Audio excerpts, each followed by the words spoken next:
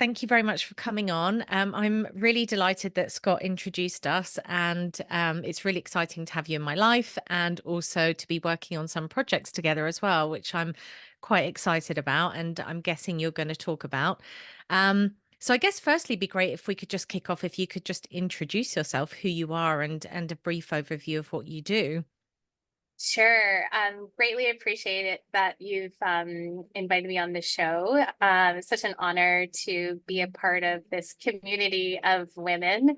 As you probably know, maybe in the beginning of your journey, it's can be a very isolating space to be in because it is male dominated, although there are definitely women. So just thank you for creating this community.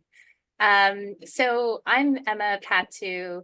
I'm a professor at McMaster University. I should say the views that I express here are not of the institution. I've been a professor for 10 years and in the area of public health, specifically, my specialty is in health education and behavioral science. And I first got interested in public health through some of the work that I did in undergrad, working with cancer patients in hospitals and doing educational outreach for studies that we were running around the electronic medical record in Toronto. And this was very novel at the time, giving patients access to their medical records. And so we were testing to see if it would increase anxiety for a patient to see the results before seeing the doctor. And so I would also go to community organizations and kind of share all the work that we were doing at Princess Margaret Hospital at the time. And I had a really great boss who was an academic. And at the time I had my bachelor's, and he said, well, you really need to go back to school, right? Like if you want to expand your wings and do more in this space, in this health education space, you should consider public health and moving forward with that. I'm a person that loves experience, like travel experiences. So I was like, okay, I'll take his word and I'll also think of where do I want to travel next. And so I did my undergrad in Maine in the United States. And then I thought Atlanta would be a fun place. So I did my MPH there. And then after that, I did an applied doctorate in Tennessee, in Johnson City. And there I explored disaster preparedness in American Samoa in an event that happened in 2009, understanding how households responded from a social behavioral perspective. It was fascinating to be involved in such a study because we hired on local interviewers. And so a lot of our study instruments had to be translated into Samoan.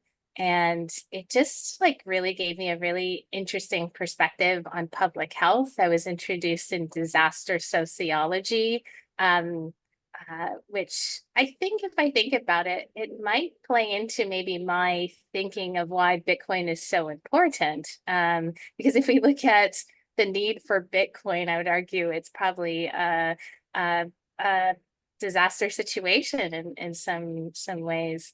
When you say So disaster sociology, does that mean how sort of disasters impact society as a whole? yes, how and how do humans respond? So specifically, I was using this framework called the Protection Action Decision Model, developed by Professor Mike Lindell. He was in Texas at the time, and there's all these different constructs to predict how people will act in a disaster situation. So they wanted to see essentially the research team wanted to see would the model play out in a different cultural setting. Interestingly, the study was actually supposed to be in Thailand after that big tsunami that happened. Tsunami. Yeah, but then the 2009 earthquake and tsunami happened in American Samoa, and that was the most recent large scale kind of event that happened on American soil. So the study got shifted there. Um, Wow. yeah, so that was a very interesting study to be involved So in. I'm curious, and I don't know if this is jumping the gun too much, but is this? Do you want to sort of talk about how you discovered Bitcoin? Now, would that fit into the sequence of things? Yeah, that will take us forward. So after I did the study in American Samoa, then I started working at the University of North Florida. And then after that, McMaster University directing the MPH program. So then this takes us to about 2021, when I'm overseeing a graduate program in public health and trying to navigate a very uncertain situation during the pandemic. And it was a very difficult time. I know it was for everyone, but especially for those like in public health care. I mean, I don't have a clinical background, but some of our students are public health physicians, and a lot of them had a lot of burden on them. We had a number of students that lost their placements because health units couldn't take on students, for example. And so I had to find like alternatives for things. And then also there's like my life as well too, right? As you know, in Canada, our policies were quite strict here. And so it gave me a lot of time to reflect. And I also went to Florida as well because my husband's family is from Florida. And it gave me a different perspective because things are a lot more open there. A lot of folks that were probably not wearing masks as much as in Canada. So, and then I started talking and listening to people, and this made me think about and kind of question some of the things that I always believed. And it made me take a step back to think about what is public health specifically, because I think in some ways there's this narrative of the collective health. And in my opinion, there are individuals with health and each have their own protective actions, right? Bringing that kind of disaster sociology language and that they need to take to then, protect themselves and their families. However, one may argue we were hearing, kind of one model that should fit everyone. And so, in broadening my perspective and also returning back to Canada from Florida by myself, I was like, okay, let me just look at my just life and career again, and what am I doing? And I love listening to like personal development career, coaching folks on YouTube. And I found this gentleman from the UK actually, and he started talking about crypto kind of as this way of financial empowerment. I guess it was just kind of on my feed. And I learned about crypto and I was like, oh, this is very interesting. You can be your own bank. And I think was it 2021 is that kind of when there was like the price appreciation that happened after Mm. the 2020. So I was kind of caught in all that, like, ooh, price goes up, ooh, you can be your own bank. But then I started researching more and I started to understand that, oh, all these other, altcoins really are not solving anything. Maybe in the future we will see that they are, but I noticed that Bitcoin was really the one that was solving the problems with money. And then I realized that and somehow I was able to then think of one of the health promotion models that we use in um, public health a lot, called the health impact pyramid, that the base layer is where you can have the greatest impact for the least effort for individuals in a population. And I was like, wow, Bitcoin is solving a broken base layer, but we never talk about that base layer.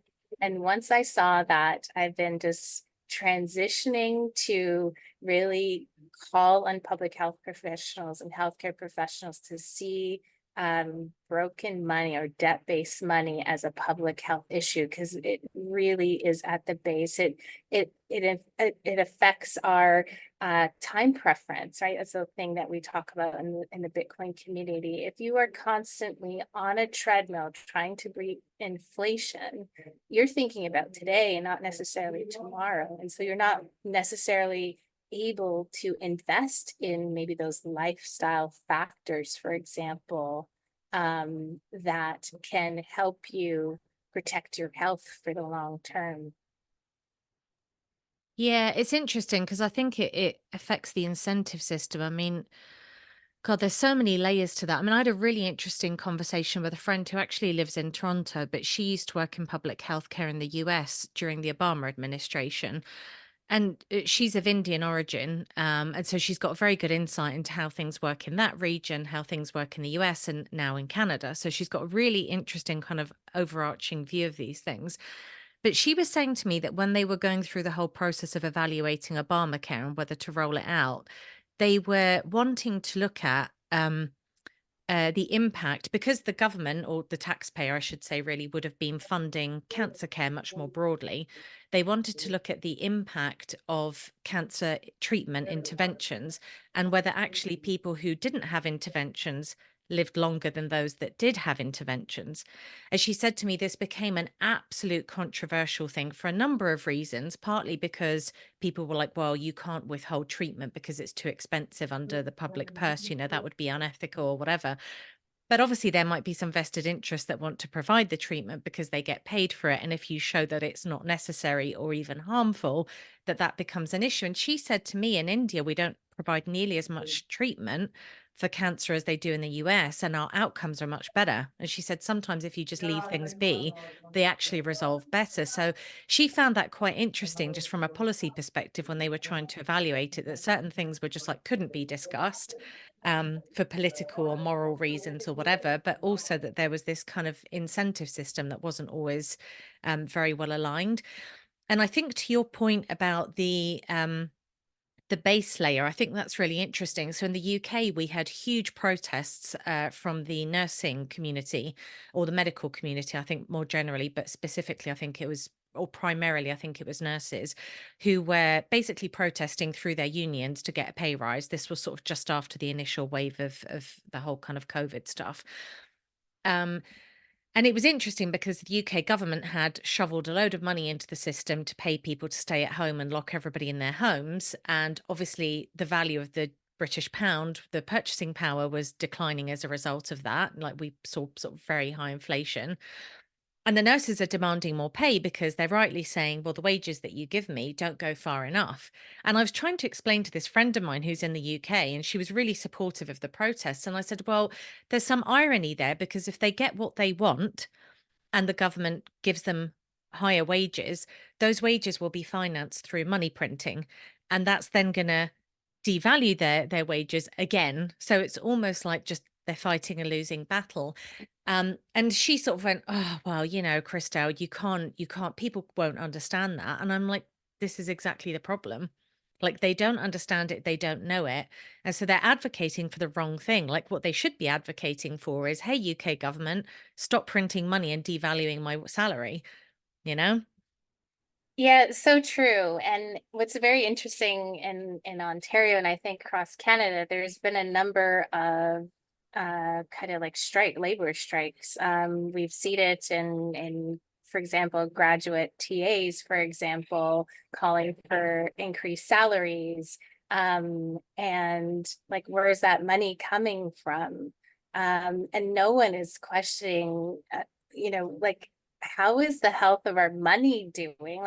Like where does that really come from? And if we print more and if we take more from this pot, it's like you're stealing from, what is it, Paul to pay Peter? Like it just seems so circuitous to me, and it just doesn't seem like we are addressing the root cause. Is again, it's like a doctor treating symptoms but not the underlying cause of the issue.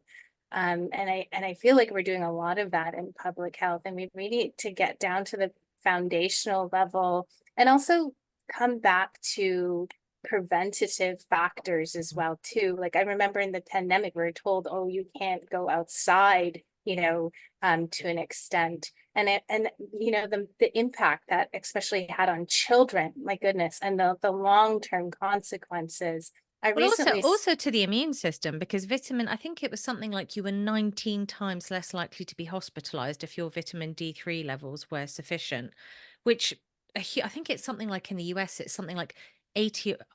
I might be getting this butchering this statistic, but it was something like 80 to 85% of the people that were hospitalized for COVID were deficient in vitamin D3. And there's a vast number of US citizens, and I'm sure it's the same in Canada. It is definitely true in the UK where there's no sunshine, that they just don't get sufficient vitamin D3. But nobody was saying that. In fact, the opposite, like stay inside, don't go outside. And I remember when the Black Lives Matter protests were happening and everybody was up in arms because they were saying, well, we've been locked down, but these guys are allowed to go out and protest and no one's doing anything. And I was sort of saying to people, well, because the argument was, oh, they're going to be super spreader events. And I was like, well, we know that it doesn't really transmit outdoors. And actually, they're probably doing the best thing they can possibly do for their health during the pandemic because they're getting loads of sunshine. I'm supportive. I mean, don't smash up the shops, but I'm supportive of you being outside. Like, carry on. Yeah. Right? Like, and it's these basic things like, and preventative things. Like what it's in some ways, and in public health, we definitely do, we call for addressing the social determinants of health. But I think our healthcare systems really need to be reimagined and really think about what public health is supposed to be and how that fits into healthcare. So, for example, I recently listened to, I think it's Joshua Friedman's podcast on business Bitcoinization, and he had a physician on there, primary care physician, and he said that he focuses his practice on low preference behaviors, and he's been able to reduce his client load from 6,000 patients to 600. And he has a membership model. Yes, he has a membership model, and his patients have direct contact with him. He's been able to reduce diabetes, or reverse it rather in some cases, because he's able to then connect people to like that nutritionist. He's able to have time with his patients to really understand what the underlying cause is, not just have this 2-minute visit and then send them out and prescribe a drug. He realizes that, oh, let me start with the foundations of health. So in his mind, it's, stress management, it's nutrition, it's, those basic things. And he's being able to, prescribe, maybe take a day off of work, right? Like how simple is that, right? Instead of pushing some sort of pill, for example. But obviously there are instances where, you need more extensive intervention. But imagine if our healthcare systems can go back to, the foundations of health. So I'm curious then, because you've obviously got a lot of insight into what's wrong. You've got a lot of insight into what the root causes are. And I don't know whether this particular podcast episode gave you some insight into practical steps, but if somebody is in the healthcare industry, what could they do if they, absent sort of regulatory changes and huge kind of policy changes? What can an individual physician, for example, do, or somebody in the healthcare space to perhaps get back to first principles of health? Yeah, I think it really starts from advocacy, like because, in Canada, I would say our medical systems are quite centralized when we compare it to, for example, the US. And we have these bodies, these entities, and I write about this in an article in Bitcoin Magazine, and there's a section there around advocacy. And I think, and for example, organizations like the Canadian Public Health Association, and there's many like them around the world, and many physicians, many healthcare professionals belong to them and tend to rally around various health issues. For example, you've probably heard climate change is a health issue these days. Racism is a health issue. Why can't we get back to thinking about the incentives that are driving the system, calling out the broken system, that base layer, and thinking through and maybe having Bitcoiners come together with policymakers, healthcare professionals, have these interdisciplinary groups come together, have conversations, let the physician tell you what his reality or her reality is on, on the ground, and let's try and fix it from there. I think people are not talking to each other. And I think and advocacy is not, it's not sexy, it's not easy, but I think that that is somewhere, a place where we need to start. And how do you think that Bitcoin could be used in a practical sense then within the healthcare industry? Because its principles align very well with that kind of low time preference thinking, like long term thinking about your health and looking after yourself rather than waiting until you get sick. But in practical terms, how would you see Bitcoin potentially integrating into healthcare? Yeah, I would think we probably need a more decentralized model, especially probably in Canada. And I would argue health is a local issue, right? I think the local health, let's say authorities, Ontario have a better idea of what's happening in Ontario rather than Alberta, for example. And so I think that if we have local uh, care groups, we'll call them, maybe even at a smaller level, right? Like maybe at the neighborhood community level. And let's say, for example, in Ontario, we have one of the most, or Toronto, the most extensive public library systems, I think, in the world. And let's take, for example, their catchment area, like each location's catchment area, and usually there's a community center there. So why don't we take that little catchment area with the library, the community center, the businesses within them, and start creating some um, circular, maybe could we call them health economies? um, um, where we look at what the needs are in that community and we get people to, let's say, be on a Bitcoin standard and have community come behind, what they believe are the most pressing issues in their community, and maybe having the provinces fund, like there's community health centers, yes, in Canada, but I think we need to revisit what that means because again, that base layer that creates the incentives is broken. So if we could see what that would look like on a Bitcoin standard, because again, people that understand what Bitcoin is, they just don't want to give it up for anything. They want to give it up for value.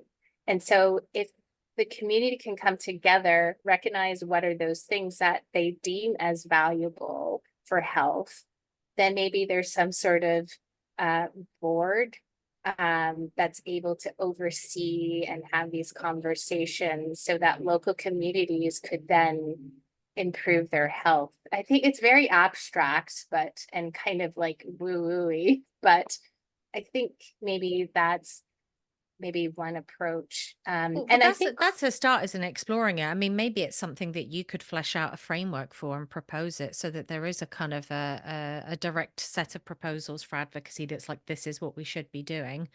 I mean, I like the decentralized model, and I do think that things being local are great. There was a company, and I forget its name now, but I was so excited when I heard about this. I think it was Heartbit or something like that.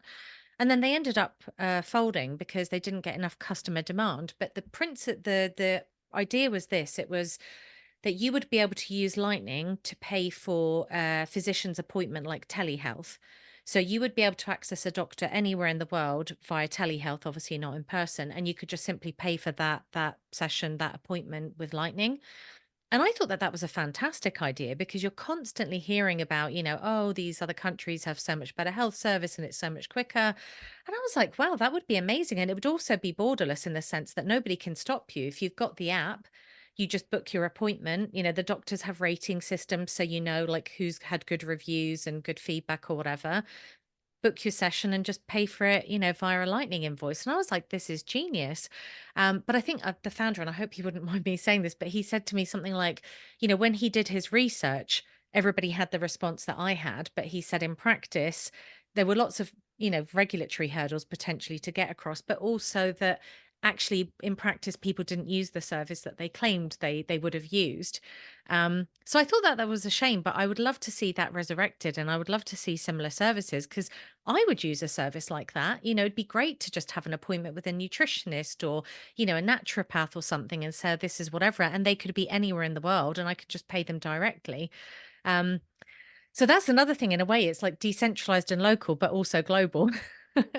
Yes, exactly. And I think there's also, is it crowd health that they're trying to do like a Bitcoin standard for like health insurance. So I'm not familiar with them, but I'm curious to see how things go, because that's kind of that crowdsourcing model that I was kind of describing in some ways, but like in a community health kind of So I think way. Marty Bent of TFTC has been using them, and I'm pretty sure I spotted on their website the other day that they had written an article about it. I haven't had a chance to read it yet, but I think he put an article out saying that he like basically talking about his experience moving his family onto that service.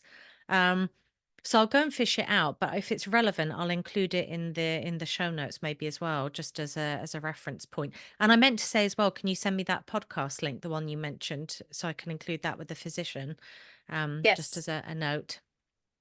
Yeah, certainly. Yeah, so I guess that brings me to a question then, because you've obviously done a lot of thinking in this space about how to combine what you know about the health services inside and outside of Canada, which is amazing because you've got some context that's broader than one country with the Bitcoin stuff. So, what's next for you in terms of driving this advocacy forward? Are there any projects that you're working on specifically, or anything that anyone can help you with? Is there anything that you would like people to reach out to you about for in that space? Yeah, so I think what's next is education. We do say this a lot in the Bitcoin space. And I think, you know, speaking of decentralization, I think there's going to be a broad market for education because you know, different messaging will and teaching styles and so forth will resonate with different people. And so I created Dream Grad Academy. It's an educational platform and consultancy. We work with individuals and organizations. For individuals at this point in time, we have a course called Bitcoin Problem-Based Learning, 4 weeks Mhm. online, that helps women that have heard about Bitcoin but want to learn more and they're unsure where to start and are kind of looking for that primer that they can trust on kind of what Bitcoin is, to the point where they can also confidently buy if, you know, after doing their own due diligence, they decide that they want to move forward in that way. And I'm the lead instructor for that course. And yeah, I would hope to build a thriving community. And this is where I'd also would love to partner with Access Tribe to also, you know, have these women then join a thriving community like yours. And Did you? I will so put it in the show mhm. notes, but can you just give the full URL as well for anyone listening in case they just want to look it up? Yes, the full URL. Well, essentially they can just go to the landing page of the website. So www.dreamgradacademy.com. And right there you'll see course offering available now, and you'll see the information there for the course. It starts on May 30th, yeah, of this year. Can you talk a little bit on that context then about your journey coming into this space and what your impression was? Because I think both of us have seen that there aren't as many women as we would like to see in this space. Do you have any thoughts around that in terms of your conversations with other women and your experiences? Um, I'm just trying to think. So I went to the first Canadian Bitcoin conference last year, and I literally like there was women, there's maybe, I don't know, maybe 10 women, something like that. But somehow a good majority of us like came together And You were huddled in a there corner. yeah, we're actually exchanging phone numbers. And I think the idea for the group was actually for older women first, but then they realized that there were so few women that we just needed to create like an open women's group. And ever since then, we've all been in conversation, and the ladies are doing like interesting things, and a lot of folks kind of like myself go down the rabbit hole, and they're like, oh my gosh, I want to pivot, I want to spend my time here, how do I do that? And so it's been this like nice mini community of ladies where we just share ideas, share updates like when we go to conferences and so forth. But I would admittedly say like the community that you have is, I would say, a lot more extensive, which is great because women can choose their own adventure based on where they are. But I've heard from a lot of the in the group is that yeah, they're looking for ways to grow their sense of community. Yeah, that's fantastic. I haven't been to that particular conference because I think it's being held in Montreal this year, isn't it?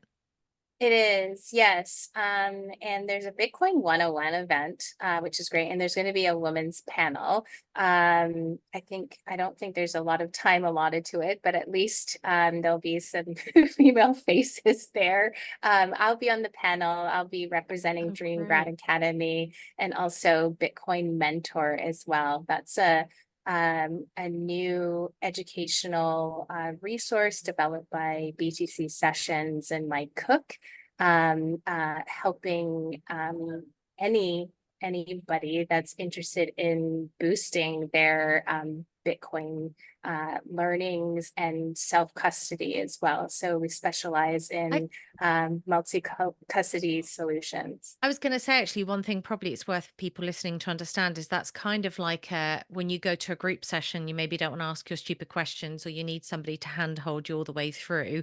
As I understand it, what you guys have put together is the opportunity to essentially select a mentor for yourself. And then you can have one-on-one sessions with that person where they walk you through, any steps of anything of Bitcoin that you really want to understand and do. Is that right? Exactly. Because as you know, like there's so many things to like so many things to learn in Bitcoin. Like it's one thing to buy Bitcoin, and then next thing you're thinking about UTXOs and like how to manage your unspent, transactions. Like what? Like I thought I was done at just getting it off exchange, right? But then They no. told me I only had to memorize 12 words. So Yeah. true. It's so true because Mhm. I also think there's the obsessive segment of the Bitcoin community where people sort of get into it and it just becomes, I think probably for you and I fall in that where it just becomes our everything because we're like, Bitcoin fixes everything. I must tell everyone. Yeah. And then there's the people that just want to kind of get exposure, but then they just want to be left alone to carry on doing whatever it was they were doing before.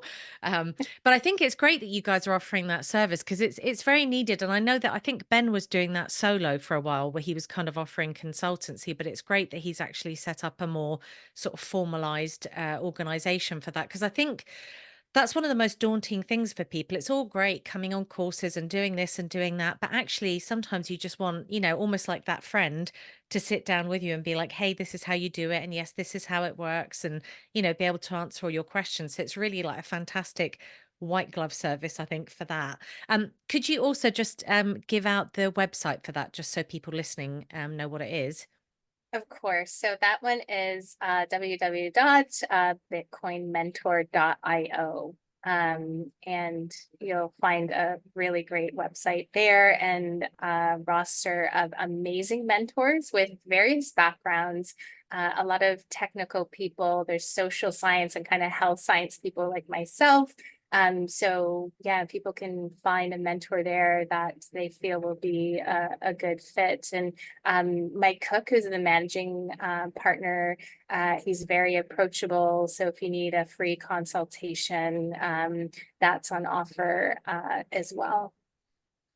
I have a question for you as well. I mean, if somebody in the health arena is interested in booking time with you for consultation services relating specifically to that, is the Bitcoin Mentor the best route, or should they go through the Dream Academy? Like, what's the best way for them to reach you if they would like to lean on some of your expertise? I would say for now through Bitcoin Mentor, because there is an offering where you can kind of essentially talk about anything related to Bitcoin. And I would argue if you're thinking kind of, innovatively about healthcare, maybe in a Bitcoin lens, that would fit there as well too. So essentially, I've partnered with them to offer my time through Bitcoin Mentor. I think it turned out to be an amazing kind of win-win opportunity for me to leverage their platform and have access to great resources so I could provide my clients with that, and I could run the course, and essentially that could be a feeder to the mentor services as well. Right. So if somebody sits the course and then they're like, this is great, but I need to go more in depth, they can book time with you through the Bitcoin Mentor. That's fantastic. That's a really great idea.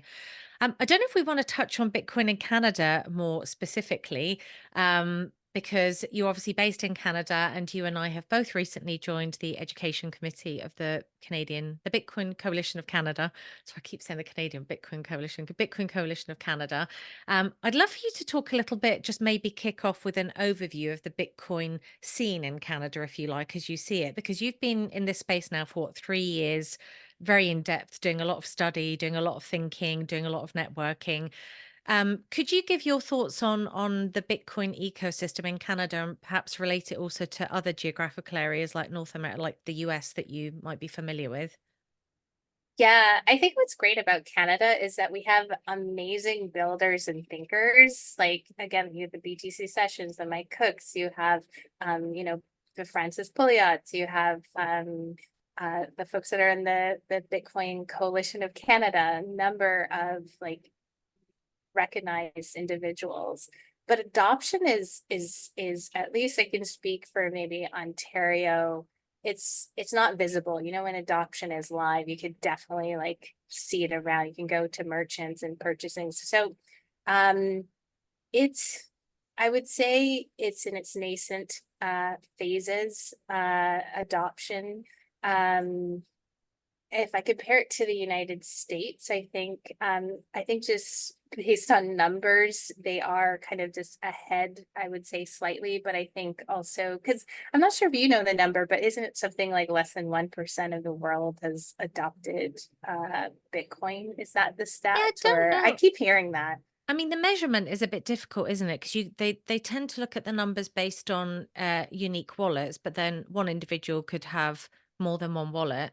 But then you also have centralized custodial services where I suppose somebody has a paper IOU that says that they owe some, but all of that Bitcoin could be in one address, but it actually belongs to multiple people. So I think it's quite hard really to split it out. I mean, my understanding was that it was actually a very large percentage of US citizens or residents who owned or had owned Bitcoin at some point. So they had interacted with Bitcoin. The number was quite high.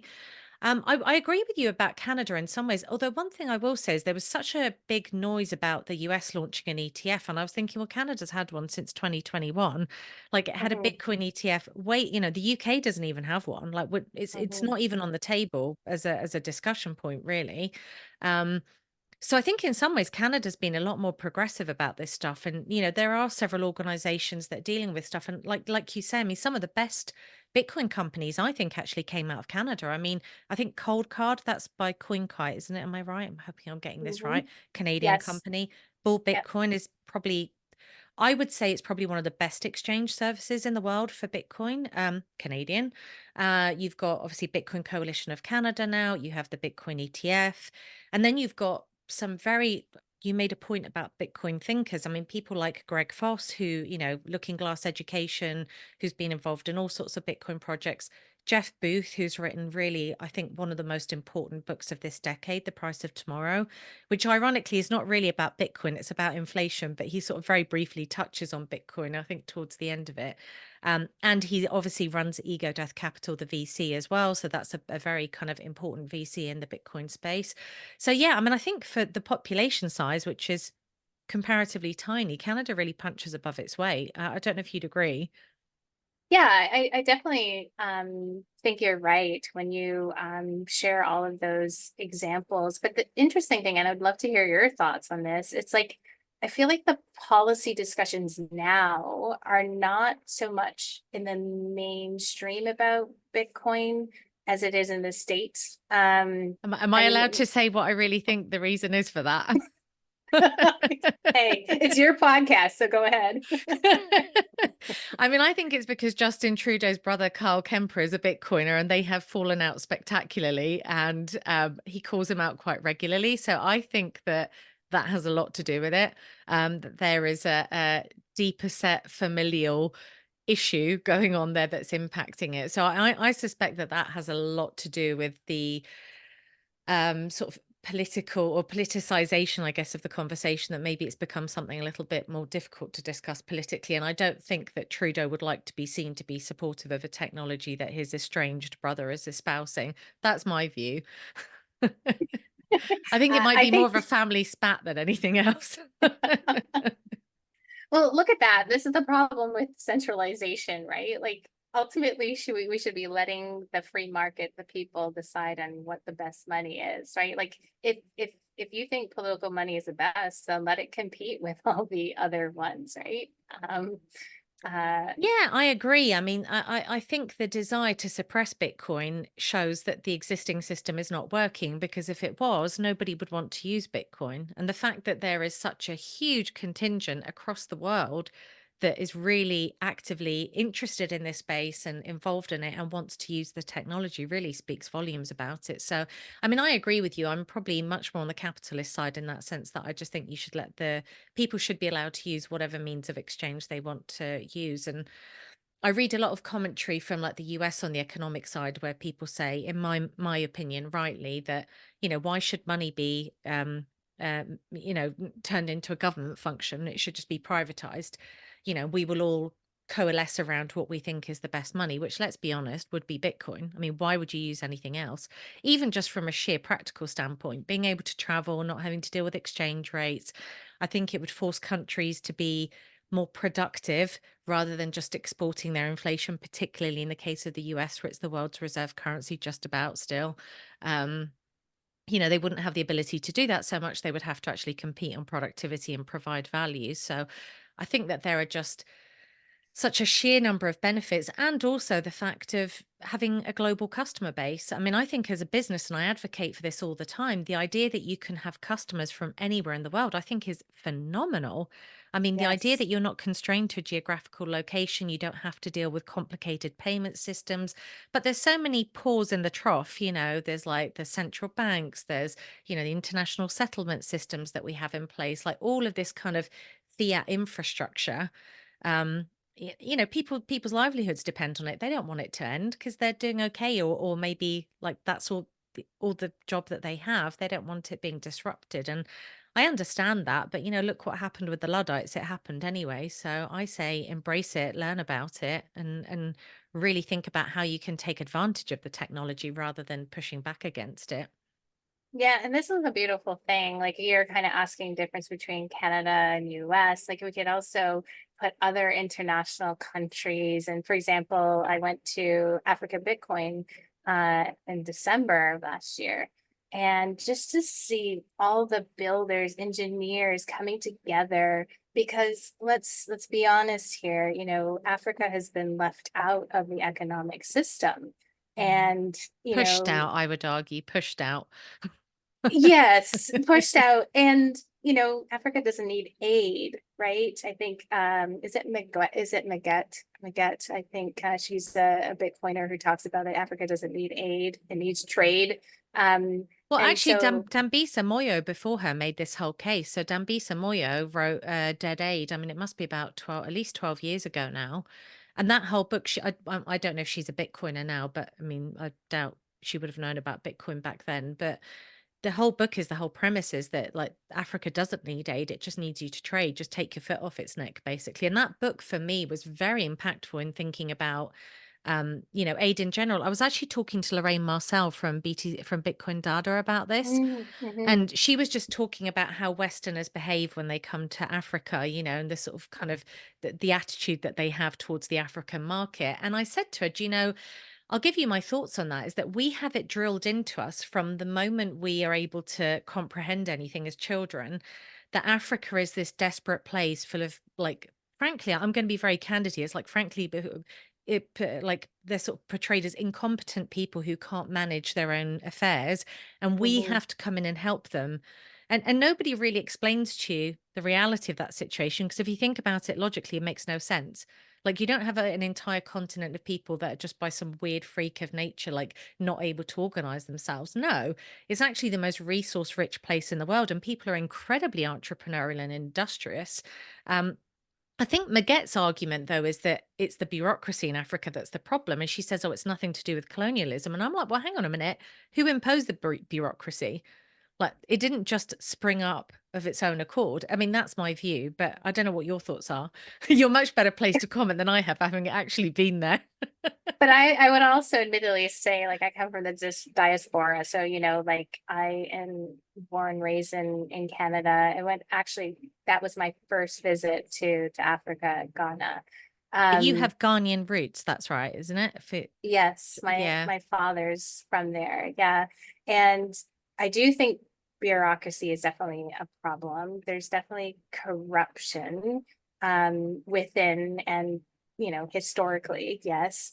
But where I want to bring this is, like, for example, this Dream Grad Academy, for example, it's supposed to be this global business. And I'm looking, I'm using Stripe and I'm looking at all the approved countries where, I could partner with, their, I guess, payment processors, whatever, to accept payments. And I don't even think Ghana was on there. Like, and there's probably other countries that were were not on there, right? Oh, And wow. so this is the reality that a lot of Africans have to live with, like this, like, very fractured monetary payment system. And so naturally, a lot of Africans will get Bitcoin, right?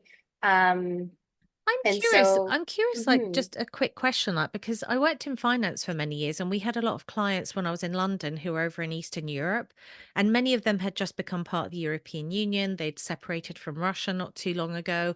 Um, and one thing that I observed there that I thought was really interesting was, because they didn't have this very well established financial system, they were almost able to leapfrog many more developed Western countries, arguably, because they didn't have this legacy infrastructure. Do you think that that's going to be the same thing with Africa, where it's almost like they don't have to go through the whole Visa, Mastercard, blah blah blah system? They'll just go Bitcoin. I think in some respects, yeah. I think because they don't have, as you're saying, that legacy system to compete with or deal with. And I think another big thing is just necessity, right? Like, if you need to exchange with someone to feed your family and you have no means, ooh, and there's this Bitcoin thing that can step in and be the medium exchange, and it has value, it's a saleable good that, anyone would kind of accept anywhere in the world, well, you probably will take it.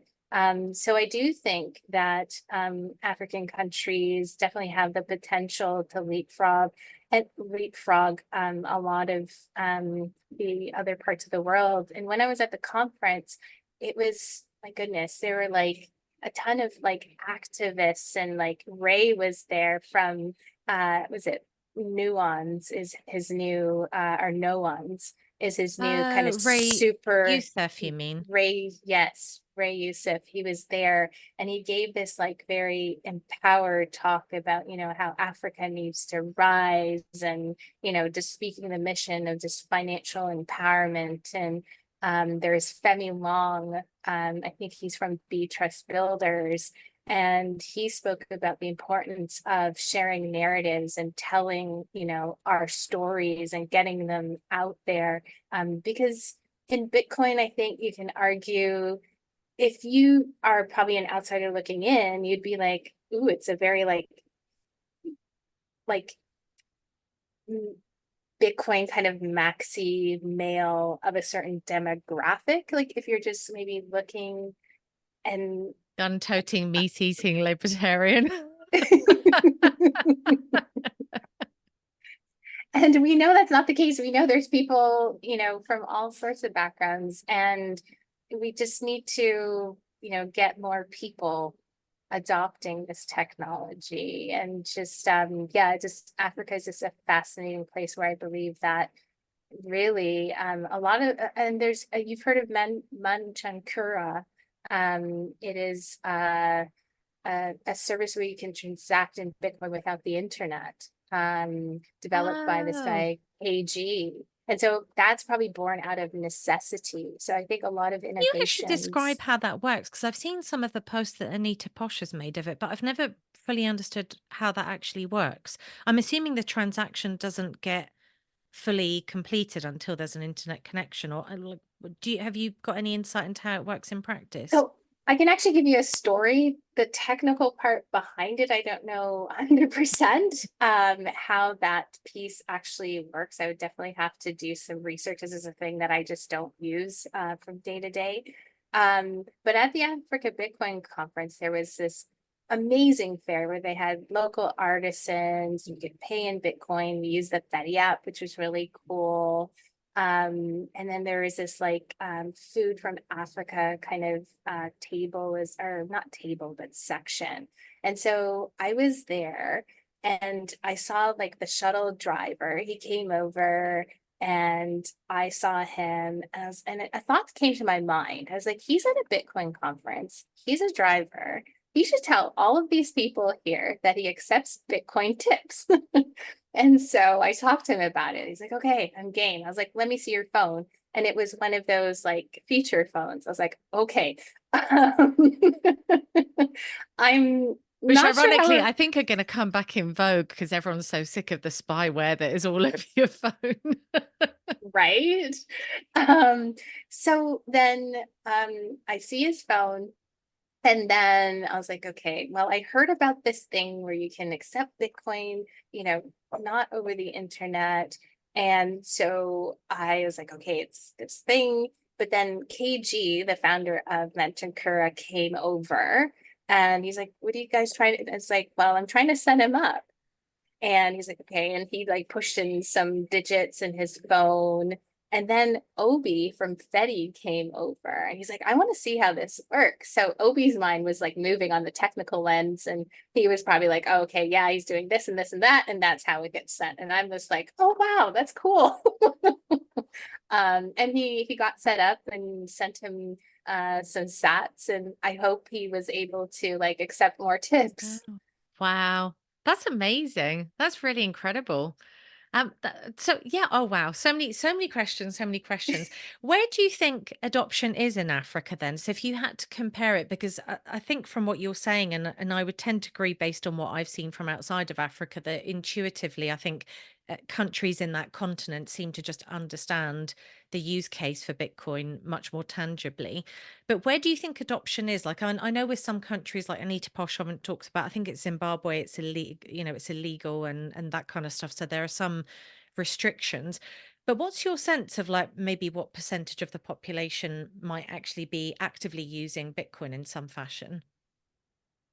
Yeah, I think it, as you're kind of pointing to, it depends on your geographic region. And I definitely think in like, for example, Nigeria, where there's been severe like currency devaluations over and over, I believe people are turning to Bitcoin.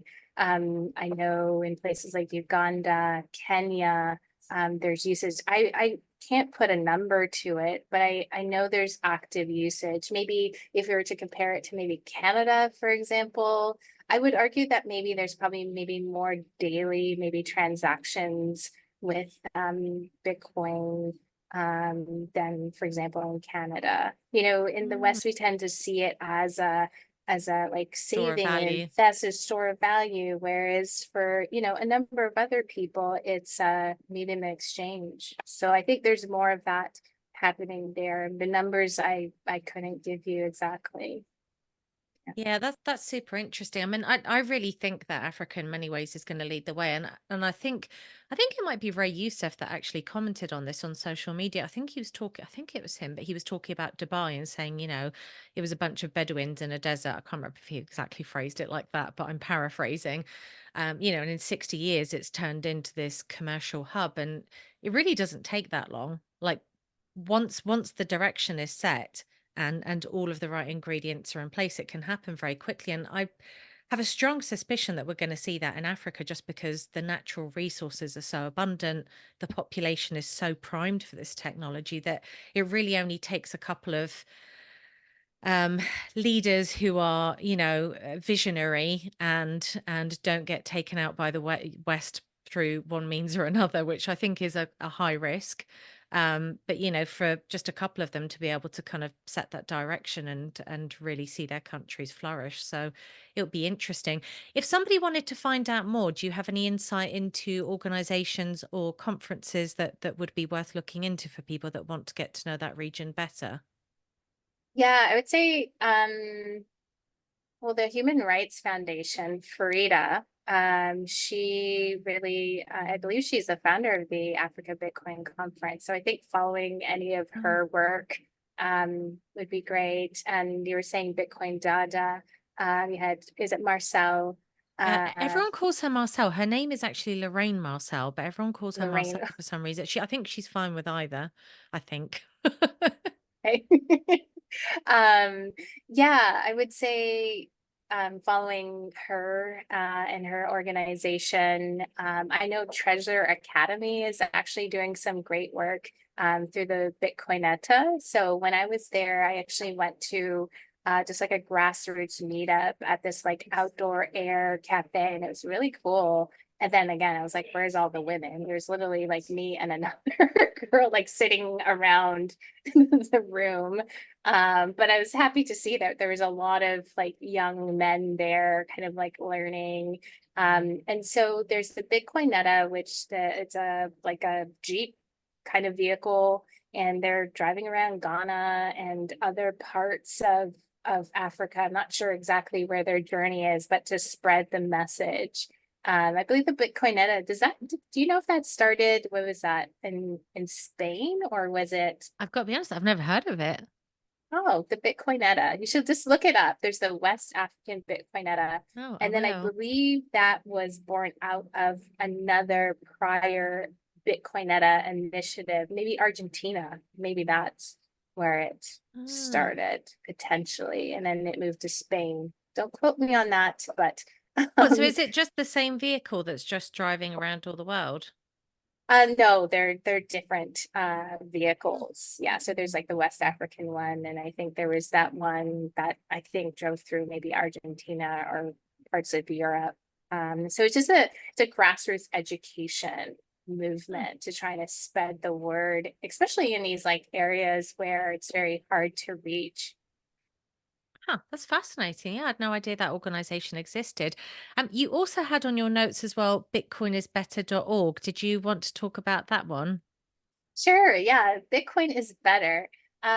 So what is cool is I think at the beginning I said, like, when I first went the rabbit hole, I was looking for community, and I went to the Canadian Bitcoin conference and met a lot of great people like Greg Foss. Like, isn't it interesting how like 1 minute you're watching people on YouTube and the next thing you're like talking to them? It is a bit weird actually, because my first paid Bitcoin role was working for the Bitcoin Collective in the UK. So they were standing up the UK's first Bitcoin only conference in Edinburgh, and Jeff Booth was coming as a speaker. And so I flew over for the event. I was working for it, but I like flew over for the event, and it was just funny because it was actually fine meeting Jeff Booth, but you have that thing where you're like, oh my God, I'm going to see him in real life, and I've been listening to him on podcasts because his was actually. My orange pill was a Jordan Peterson interview with a bunch of Bitcoiners, one of whom was Robert Breedlove. So I then started listening to Breedlove's podcast series, and it just happened that I picked the Jeff Booth series as the first one. So then I read his book, and then that was really the first long. I think I read the Gigi's short little booklet first, but Jeff Booth's was the first proper Bitcoin book I read. And so it was a little bit weird, like to meet him because you're like, ah.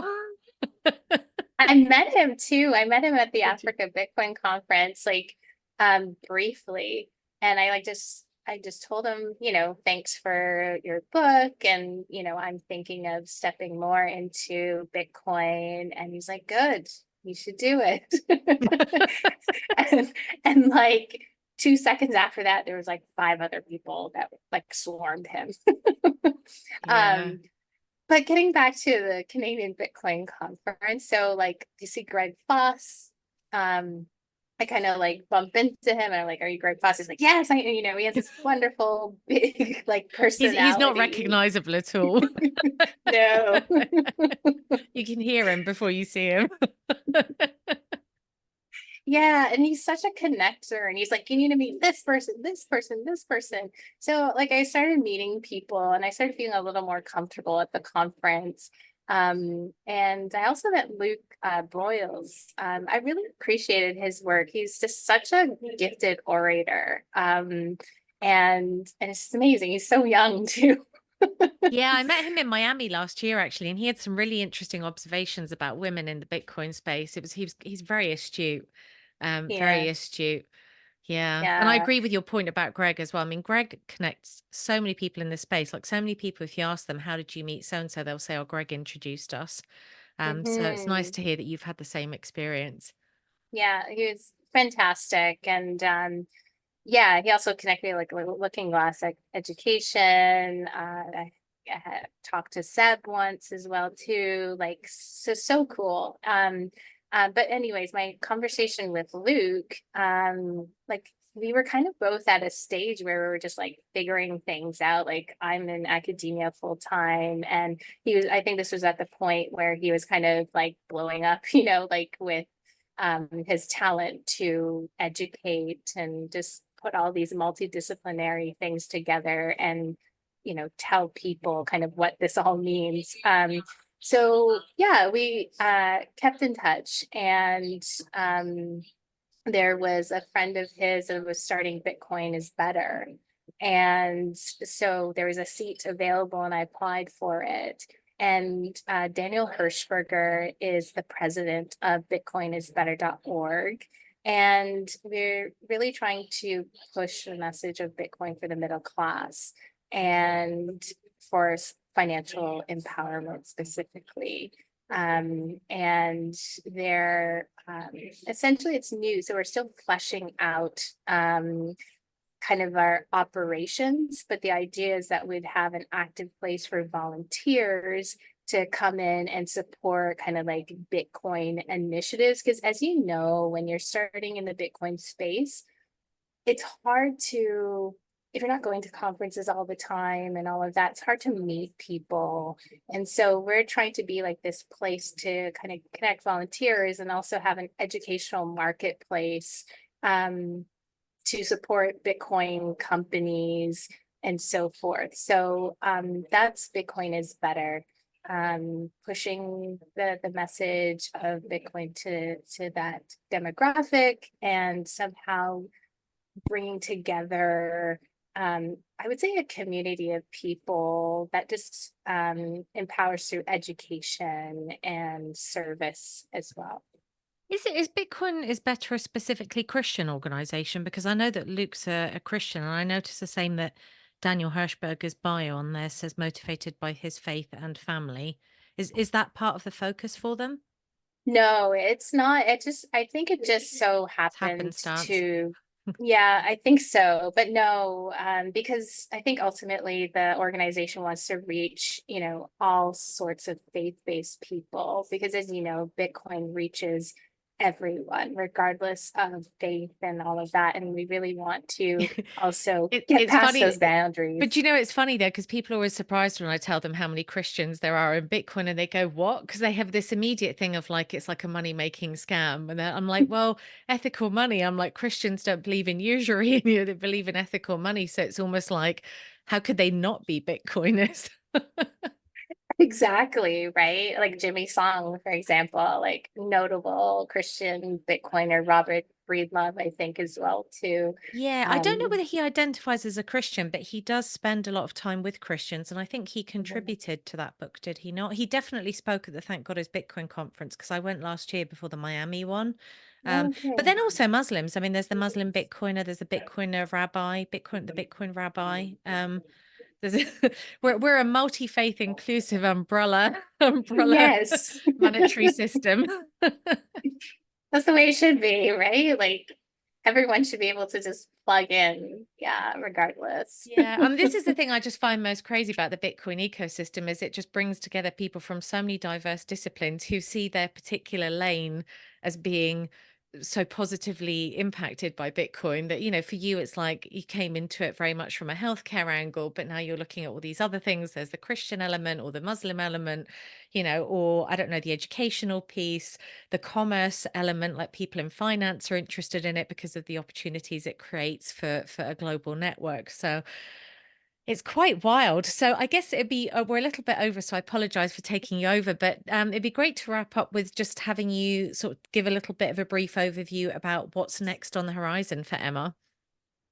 Yes, I would say, well, the next thing is the Canadian Bitcoin Conference and being part of that panel on May 16th.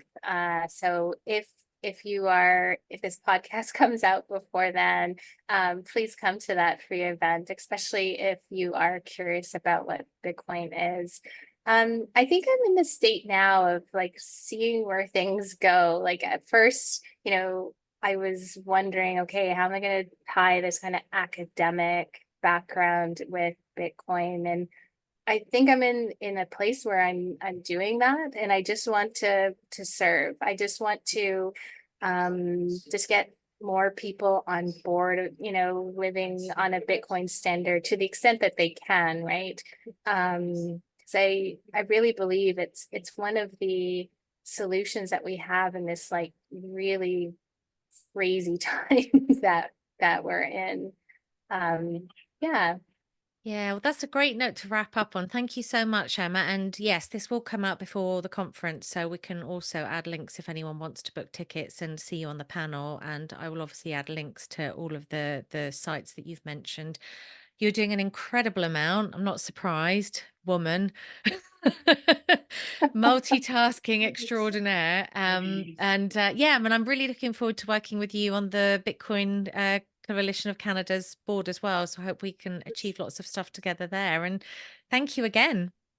Agreed. Yeah. And I don't know if we clearly mentioned what Bitcoin Coalition of Canada is all about, but essentially it's about increasing adoption and doing that, in the ways that you typically would for like social movement. So through education, through policy, that type of thing. So yeah, we want to see Canada as one of the most receptive places for Bitcoin. Yeah, I think it's kind of overdue. I mean, I think to be honest, in some ways you could argue Canada didn't need it as much as some other jurisdictions because actually things were progressing quite well. And it's been quite a forward-thinking country overall, I would say. But it's great to have an organization that everybody can get behind. But also, if people are interested in understanding the situation about Bitcoin in Canada, if policymakers want to get any information or learn more about Bitcoin, they've got a central resource and group that they can reach out to. So I think it's a fantastic initiative and a great team. Not to toot our own horns or anything. Not it. Well, thank you so much, Emma, again. I'm so pleased to have you in my life and looking forward to meeting you in person one day as well. Yeah, likewise. Thanks again. This is great. We kind of meandered all over, but it was a great conversation. Thank you.